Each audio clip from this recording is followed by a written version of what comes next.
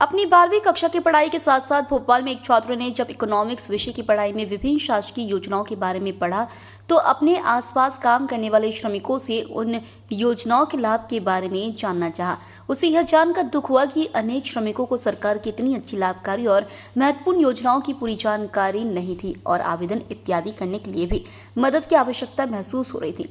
भोपाल के संस्कार valley school में पढ़ने वाले कक्षा 12वीं के छात्र आदित्य मंडलोई ने इस समस्या को चुनौती के रूप में लेते हुए पहले 31 शासकीय योजनाओं की जानकारी इकट्ठी करी और फिर उन्हें एक मोबाइल ऐप के रूप में डालते हुए कौन श्रमिक किस योजना के लिए लाभार्थी हो सकता है इसकी जानकारी ऐप के माध्यम से देने का प्रयास किया है। शासन की अधिकांश योजनाएं पहले से ही ऑनलाइन पोर्टल पर आवेदन कर सरल रूप से स्वीकृत की प्रक्रिया के अंतर्गत आती है, लेकिन इस मोबाइल ऐप के माध्यम से श्रमिक हितग्राही अब एक ही जगह पर कौन कौन सी योजनाओं के लिए पात्र है यह भी पहचान कर सकते हैं। ऐप बनाने वाले छात्र आदित्य मंडलोई ने बताया कि इस काम में सबसे अधिक कठिनाई उन्हें शासकीय योजनाओं की पात्रता समझने में हुई, क्योंकि उन्हें इस प्रकार का कोई पूर्व अनुभव नहीं था। उन्होंने इस बात पर भी खुशी व्यक्त करी कि राज्य शासन इतनी सारी योजनाएं श्रमिकों और उनके परिवार, बच्चों, महिलाओं के हित में चलाता है और विश्वास व्यक्त किया कि उनका मोबाइल ऐप, जो कि एक निःशुल्क उपयोग के लिए उपलब्ध है, छूटे हुए हितग्राहियों को योजना की जानकारी देने में अपना योगदान देगा। हुनर किसी परिचय का मोहताज नहीं होता है। अगर वो चाहे तो किसी भी तरीके से अपने हुनर को आगे बढ़ाकर लोगों को इसका फायदा पहुंचा सकता है। हमारे साथ आज एक ऐसे ही युवा मौजूद हैं जिन्होंने एक मोबाइल एप्लीकेशन के जरिए गरीब और निराश्रित श्रमिकों के लिए एक एप्लीकेशन लॉन्च किया है, जिससे कि वो आम जन को सरकार की उन योजनाओं का लाभ दिला पाएंगे जिसमें कि अभी लोग अछूते हैं। इस होनहार युवा का नाम है आदित्य मंडलोई। आइए जानते हैं आदित्य से कि आखिर इसके पीछे क्या वजह रही एप्लीकेशन को लॉन्च करने की। आदित्य, बहुत बहुत धन्यवाद आपका। धन्यवाद।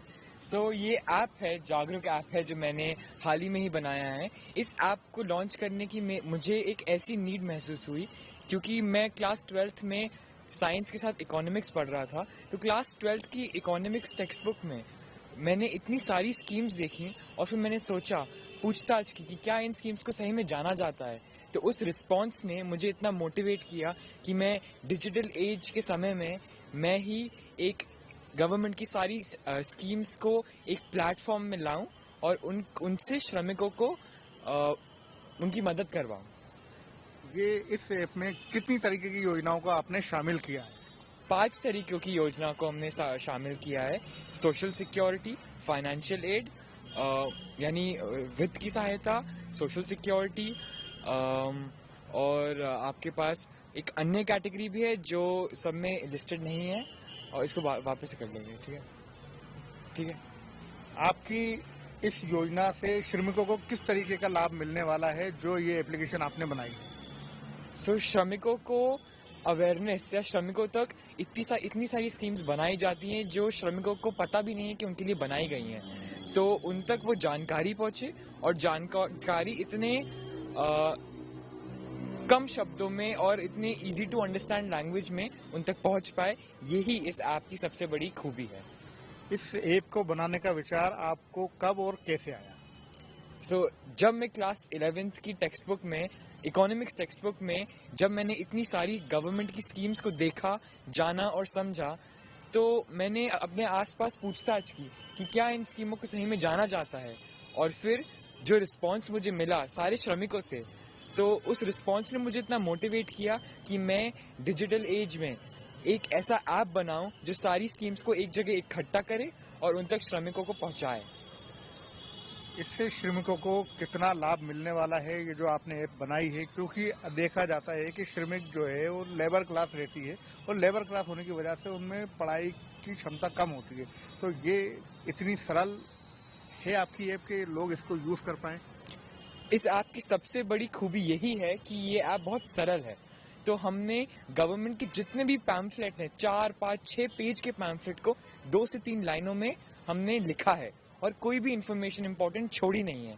तो इसीलिए ये इंफॉर्मेशन कलेक्ट करना और इतने कम लाइनों में, इतने कम शब्दों में, इतनी सरल भाषा में उसको श्रमिकों तक बताना, ये बहुत ही इजी टू यूज ऐप है। और ऐप का जो यूजर इंटरफेस है, जो ऐप यूज करता है श्रमिक, वो ऐप भी बहुत ही सरल है और बहुत डायरेक्ट है। बहुत डायरेक्ट है, बटन्स भी बहुत सिंपल है, इसीलिए मेरे हिसाब से ये बहुत आसानी से कोई भी श्रमिक इसको इस्तेमाल कर सकता है। तो इस ऐप का माध्यम से आपने जो है श्रमिकों के लिए एक नया आविष्कार किया है। क्या भविष्य में जो है और कोई ऐप लॉन्च करने का या किसी और कैटेगरी में जाने का कोई इरादा है आपका? जी, इस सवाल का जवाब तो मैं नहीं दे सकता, पर मैंने इस ऐप को इसलिए लॉन्च किया क्योंकि मैंने एक समस्या को आइडेंटिफाई किया और उसी समस्या को मैं सुलझाने के प्रयास में लगा हुआ हूँ। और अगर भविष्य में मुझे और ऐसी समस्याएं दिखाई देंगी तो क्यों ना एक और सोल्यूशन बनाएं। भविष्य में क्या आप इसी सेक्टर में काम करने के इच्छुक हैं या आपका एम या लक्ष्य जो है अपने पापा की तरह आईएएस बनने का है? मेरा एम तो इंजीनियरिंग करने का है कॉलेज में, इतना तो मुझे क्लियर है अभी, बट उसके आगे का जहाँ जिंदगी ले जाए। अच्छा, सबसे बड़ी बात यह है कि इस ऐप का नाम आपने जो दिया है उसको जरा एक बार फिर से बताएं जिससे कि लोगों को आसानी हो समझने में। तो इस ऐप का नाम मैंने जागरूक दिया है, जिसका मतलब है कि अवेयरनेस बढ़ाना, मतलब जानकारी बढ़ाना। तो इस ऐप का मैंने बहुत सोच समझ के नाम दिया है क्योंकि मेन पर्पस या मेन उद्देश्य इस ऐप का जानकारी पहुंचाना ही है। इस ऐप को आप जो है किस प्लेटफॉर्म से डाउनलोड कर सकते हैं या किस किस प्लेटफॉर्म पे ये उपलब्ध है? ये ऐप सबसे पहली बात एप्पल प्ले स्टोर पे अवेलेबल है, फुल्ली लॉन्च्ड है, रिलीज्ड ऐप है, तो वहां से भी डाउनलोड किया जा सकता है। दूसरा, ये ऐप एक गूगल पे भी अवेलेबल है, गूगल पे भी इसकी लिंक डली हुई है और उससे भी इसका उपयोग किया जा सकता है। क्या एंड्रॉइड पे इसको लॉन्च करने की कोई आपकी योजना है?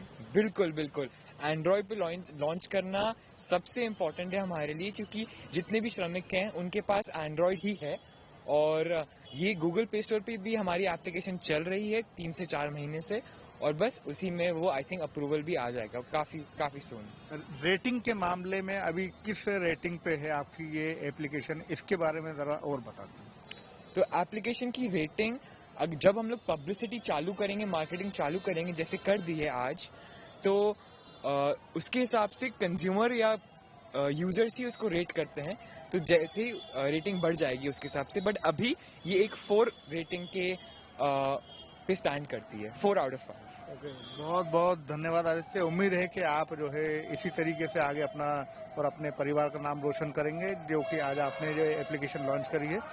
हमसे बात करने के लिए बहुत बहुत धन्यवाद।